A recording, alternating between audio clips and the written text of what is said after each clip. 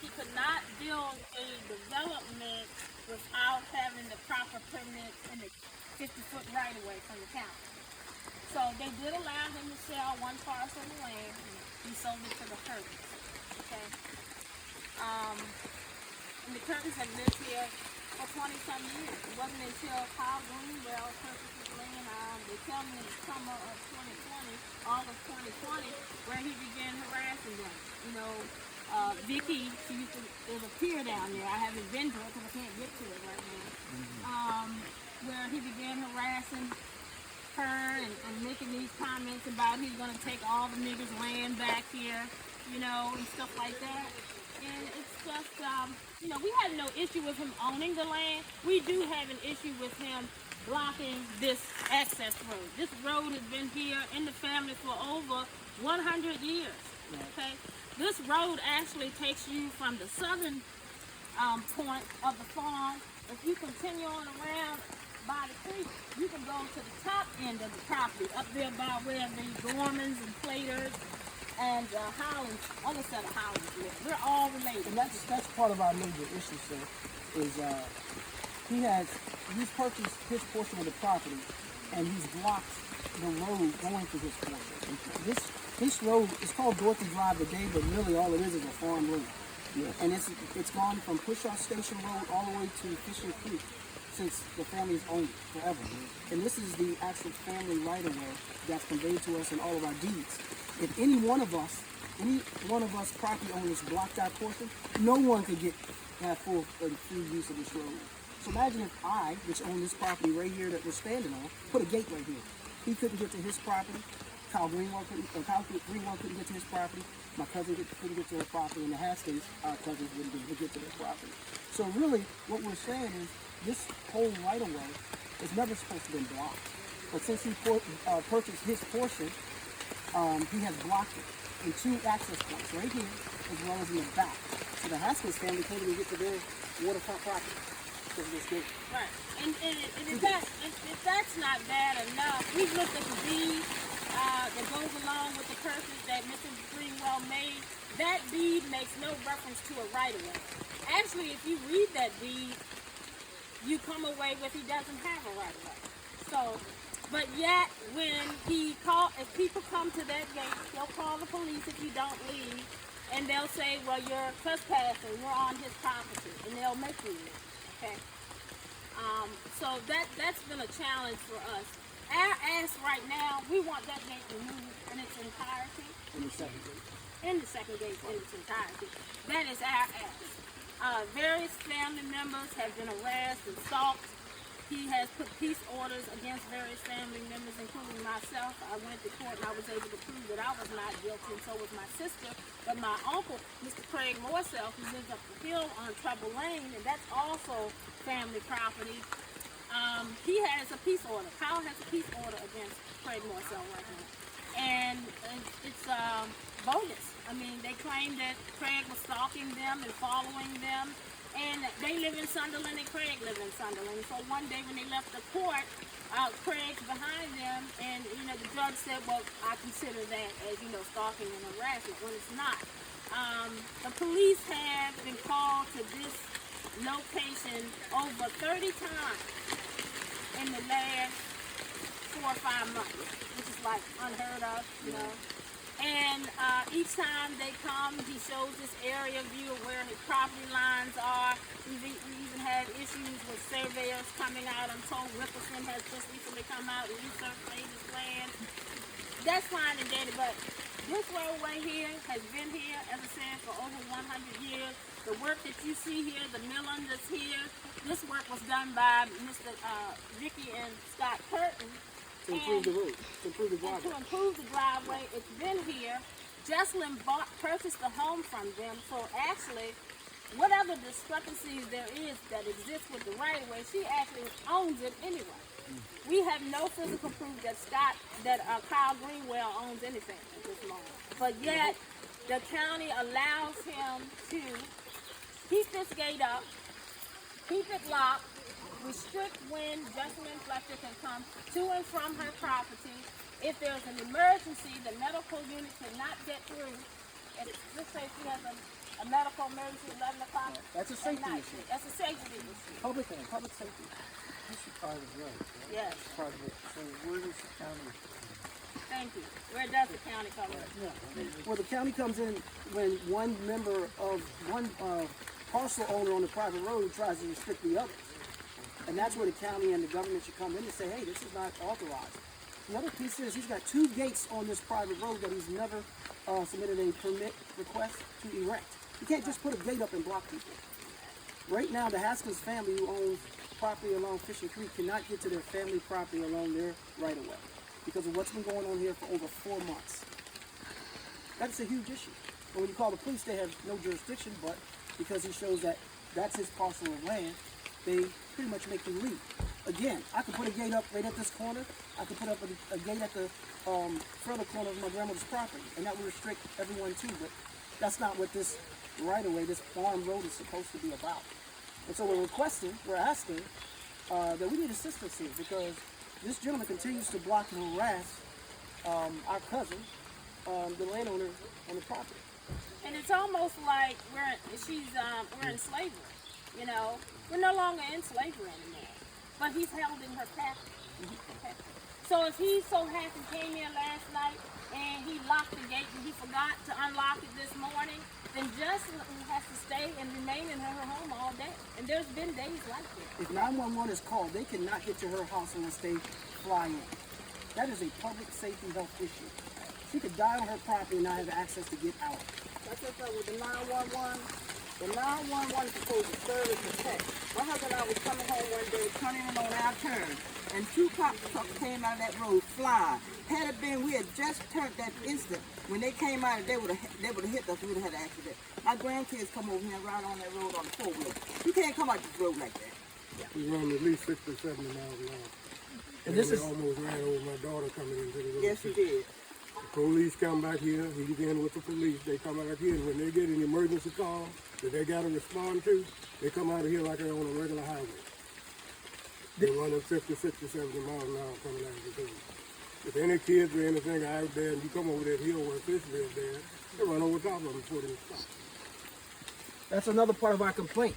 The local police are using his property as either recreational or for target practice purposes. Yes. There was a day, within 2 weeks ago, 6 police came out of here loaded, exactly what they said. They're using this property during business hours, during their time, in their office cars, going back here target practicing. They get a call, and then they take off fast out of here. So they're using this gentleman's property for recreational and target practice use. Because not only were they back there, it was witnessed and observed that they were firing a bunch of rounds. So that's target practice. And we believe that relationship restricts them from upholding the law. Being objective. Don't forget to mention that he punking the Calvert County Police Department and legal system. The way he punking them is that he has a scanner radio, and I watched him a few weeks ago after the police went out. That was the same day he got, same week he got arrested. He was sitting there listening to the police call, so he knows when the police leaves Prince Frederick Courthouse, or the Sheriff Department. He knows when they say, I'm now on Route 4 in Huntingtown. He knows when he says, I'm on Route 2 in Sunderland. He knows when they say, I'm now approaching Pushaw Station Road. He knows when they tell the other policemen that I'm now turning on to whether it's Trouble Lane or whether it's Dorothy Lane. And then when he's timing them, you can tell he's timing them to what time they get here. And then he takes the lock off, and that's why he's been trying to make a fool out of everybody all the while. The day that I was standing near his car and the call came up, he was just driving by. He slammed brakes real quick and turned the scanner down so no one knows that he's tracking the police call. So he's been punking them for the last however many months that he has the police coming back here, or he's calling them on the Mackall family, on the Fletcher family, on the Holland family, whoever his neighbors are that he's calling them on. That's what he's been doing. He's made suckers out of them. So he knows every time when they're coming and leaving. Just like the day when he got caught, he knew that all the police were leaving, but it just so happened that the state trooper was on his job and witnessed it. And the call didn't come through. The state trooper didn't tell anybody. I'm coming back and check on this guy. I see him putting the lock on. So that's how he got arrested. Other than that, it seems like he got relatives and everybody in here together. If it's not nepotism, it's cronyism. And it's a shame that the police feel that they have to do this in Calvert County and then take our tax money. Yeah. It's a disgrace. And then now, we're not even leaning toward the sheriff. I mean, the sheriff appears, and sometimes we don't even call them. We're now calling the state of Maryland. And the day that Mr. Morsell spoke of, the police came here, they arrested him, and then they released him on his own recognizance shortly thereafter. You know, and even I think there was a second time when the Maryland State Police was called to the property, and it's like Calvert County Sheriff was saying, no, let him go, he's done nothing wrong. Then we get these comments about the judge said that he can have the gate and he can lock the gate and he can keep it closed. So we're just asking for justice, the same justice that you would ask for, anyone would ask for if you were here. We're also asking, today I will be starting the Free Jesselyn Fletcher campaign. She's been imprisoned by Kyle Greenwell, and I will be starting that effort and announcing that and asking all females to join me in this campaign to free this woman who is a law-abiding citizen. She's contributing to society. You know, our grandfather gave us land. That's the American dream, to have land and build a home. And now we're trying to live out our life in peace. And we're unable to do it because someone feels as though they have to put up a gate to restrict people's access to and from this property. Yeah, it's a series of also aggressive and harassing actions. I don't know if you noticed, but the second house, when you turned on Dorothy Drive, it's a white house, and you'll see probably about 100 feet of skid marks.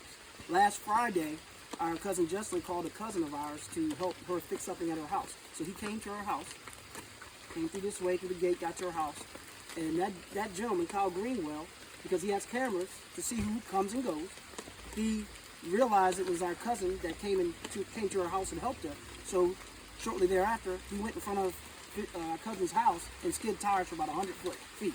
That is an aggressive act. That is an act of violence or predatory violence to me. When someone gets in front of your house, revs their tires, and skids intentionally.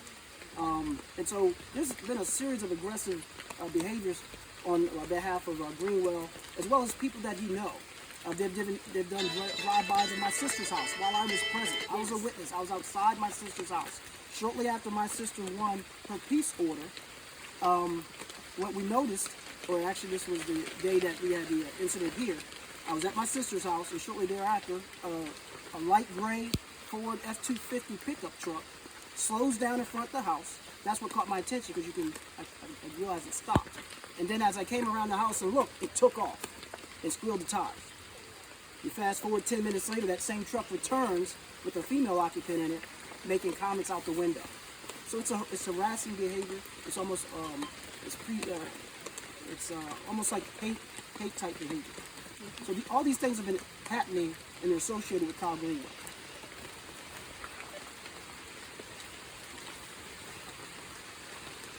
So in a nutshell, the family has hired investigators. We have been very active in this case.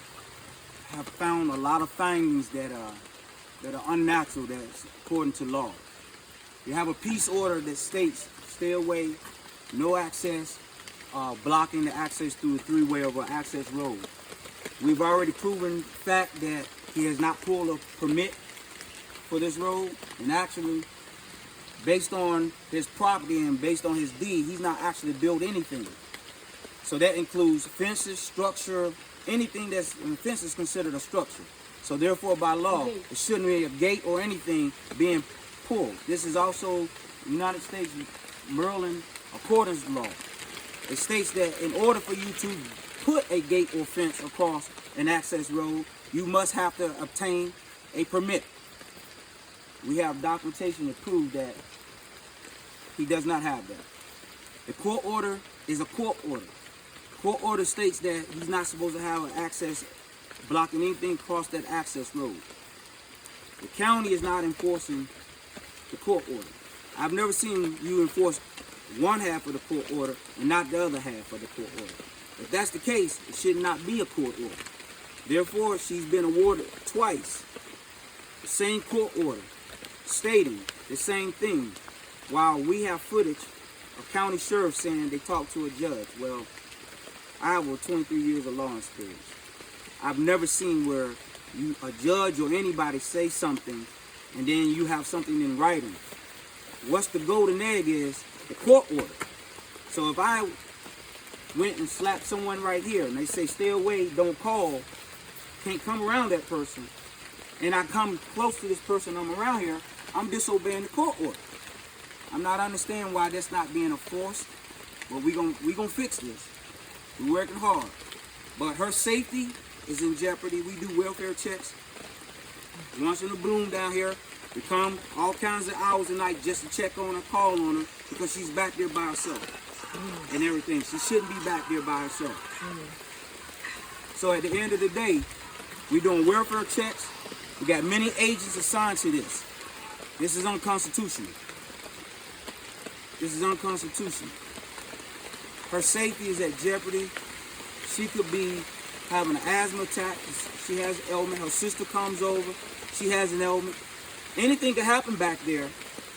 No one could get through her. I was here one time at the gate and encountered the sheriffs. We expressed the safety. It took 3 sheriffs to unlock that gate. Took 3 sheriffs to unlock that gate. I made a statement to the sheriff saying, well, what if there's an emergency? He said he would ram the gate. So I made a statement saying, well, I will ram the gate then. He said, I wouldn't advise you to do that. I don't understand what the difference is. If it's an emergency, it's an emergency. You can ram the gate, I can ram the gate. But you're telling me that you can't ram the gate. So something's not on the same sheet of music. I've never seen this, but we're going to fix this. We're going to keep fighting. We're going to keep fighting. We got her back. We're going to be down here. The family's here. We're going to just keep doing what we got to do. Okay, now, according to the gate across the private property, right? We had a case in court already in the 1990s when our family was blocking that road. Right back here at the gate where you see those pipes. We had to go to court on it. The judge ruled that there is no landlocked in Calvert County. Correct. No landlocked in Calvert County. Told us we have to tear the gate down and move the stuff out of the road so the family can access.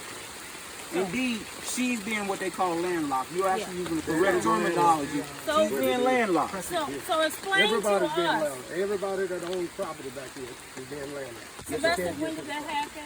When did that happen? It happened in the 1990s. I can't Okay. say exactly what it was. We moved here in 93. Okay. It probably happened about 4 or 5 years after that. Okay. But you'd So have to research the court cases to see that. explain to us that if in the mid-1990s, if an elderly woman, Dorothy Holland, who put a gate up because it was getting a lot of traffic back in, I guess she wanted to restrict that.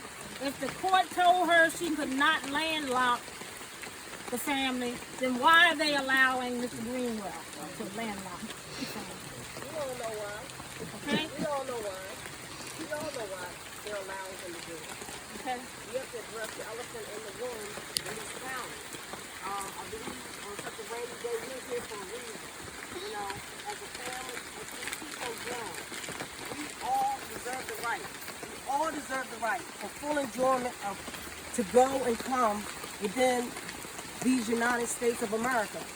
I made the drive here this morning, and I'm so thankful that you guys came out. I really am, because as a family, this is unconstitutional. This is really a violation of your constitutional rights. And as a woman, and this is something I said on my peace order to Robin Riddle, Judge Robin Riddle at the district court. Riding and driving this road at night or walking this road at night, it is pitch black dark. I grew up in Calvert County. I would never want to walk this road, let alone get out of my car to go to that gate and have to unlock it. You hear the animals at night, you just don't know, just the unforeseen in today's climate as a woman having to get out of your car and unlock a gate. And they keep allowing him. They told her they would not come to her call on June 4th. But yet, the Calvert County Sheriff's Office appeared when he called them. We are tired. I am tired. She made the call to family to come here because she's tired. And so we're not giving up. You heard of the Hatfield and McCoys? Well, welcome to the Holland and Morsels, because we're tired. On a rainy day to see family out like this lets you know, this sends a message to the county, because that good old boy network that has allowed Greenwell to do what he's doing has got to be taken down. It's got to be dismantled. The pillage that they're doing with black farmland in this county, I went to a meeting on Saturday and I was just appalled how they're sending people to elderly's homes pretending that they're cutting trees to get them to sign papers, and these people are signing away their land and not knowing it. They're preying on our elderly. That's where the farmland is with the elderly, is with our grandparents. They're preying on them. So we've told our family, do not sign anything. Anything. If you need your kids to be involved in this or have a lawyer look at this, do so. But do not sign anything. The banks in this county, the lawyers in this county, I'm going to put them on blast, the Calvert County Board of Commissioners in this county, the Calvert County Zoning and Planning in this county, they're all working together to take black land, black farmland. I want to give you a little history about Pushaw Station Road. Okay? My grandfather, Charles Thomas Morsell, his father, Charles Harding Morsell, they had a lot of property at the front of the road. My great-grandfather, Joseph Ralph Holland, the family mostly owned land at the back of the road. And the fact that my uncle right now can't even come on this road, he's been barred from this road because of a peace order following that Kyle Greenwell, yes, I put his name out there, did against him, stating that he was harassing him. He's been barred from an ox cart road that his grandfather established. So if my family owned the front of the road on my grandfather's side, and my family owned the land on the back end of the road on my grandmother's side, who is Calvert County to tell me where I can and cannot go? Who are they to tell my people, my family, guests of ours, friends of ours, where they can and cannot go? It's time for the blacks in this county to stop being passive. We're not the only ones going through this. I see too many people looking at the post, looking at the petition, but they're not signing. This isn't just a land issue. Black Lives Matter, yes it does, but so does black land. Black land matters. And if we don't come out of our little cubby hole in this county, because this is a perfect place for a quiet storm. Yep. If you don't think so, look at what happened to George Floyd. Yep. In a city, Calvert County is a perfect place for a quiet storm. You got to come out of your homes, you got to come out of your small little nutshells and start to talk to each other again, because they're coming for the land. Yep. If you don't think so, ask the Ford family in Dunkirk along Lions Creek. That's all I got to say. I'm glad that everybody's here.